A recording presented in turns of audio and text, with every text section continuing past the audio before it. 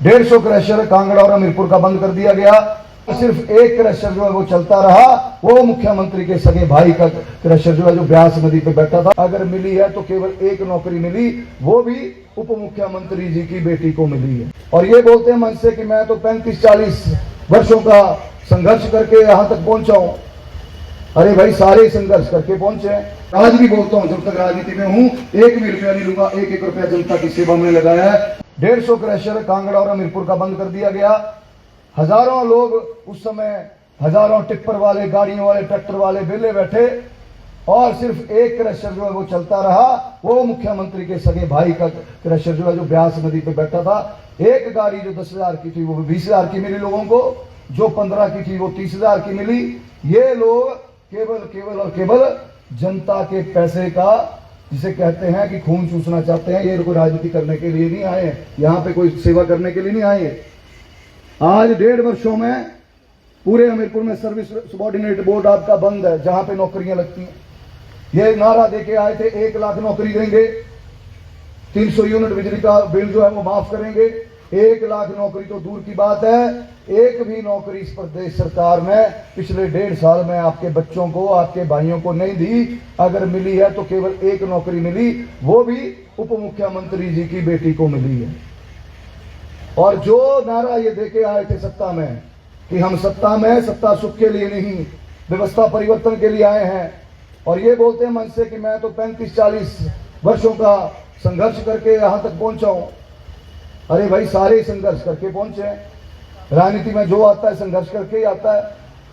हम लोगों ने भी संघर्ष किया, हम भी आम परिवारों से उठे हैं। हमारे दादा हवलदार थे, उसके बाद उन्होंने पोस्टमैन का, डाकिए का भी काम किया, घर घर जाते थे। पिताजी ने 38 वर्ष यहीं पे हमीरपुर में नौकरी की, पीडब्ल्यूडी विभाग में। हमने यहाँ पे मेहनत की, आए, अपना कारोबार स्थापित किया, उसके बाद अपनी स्वेच्छा से आप लोगों की सेवा के लिए आए थे।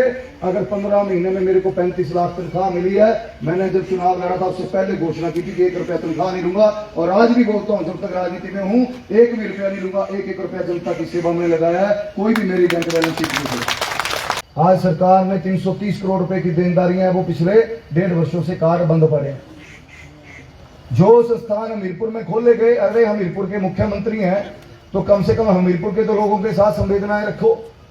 और आपको यह भी पूछना चाहिए, ठीक है, हो सकता है शीश शर्मा में कमी हो, हमने गलत किया हो, लेकिन क्या जो 8 लोग चले गए अपने ही जिले के, जो छोटा सा जिला हमारा है, जिसके 3 विधायक आप लोगों से नहीं संभाले गए, ऐसी क्या कमी उनमें रह गई होगी?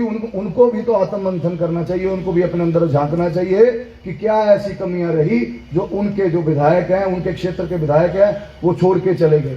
कमी ये रही कि उन लोगों ने, जो आपके द्वारा चुना हुआ प्रतिनिधि था, जो आपने वोट डाले थे, उस वोट की कोई इज्जत नहीं की, उन्होंने बेइज्जत किया। 1.5 साल बेइज्जत किया गया, किसी को नहीं पड़ी है। फिर से 1.5 सालों के बाद फिर चुनाव में उतरे। किसी के दिमाग में ये चीज भी होती। अगर ये परिस्थितियां पैदा की हैं तो इन लोगों ने की हैं। हम लोग आए हैं, जनता की सेवा के लिए आए हैं, और आगे भी जनता की सेवा के लिए तत्पर रहेंगे। जब तक राजनीति में है तब तक आप ही की सेवा के लिए आए हैं।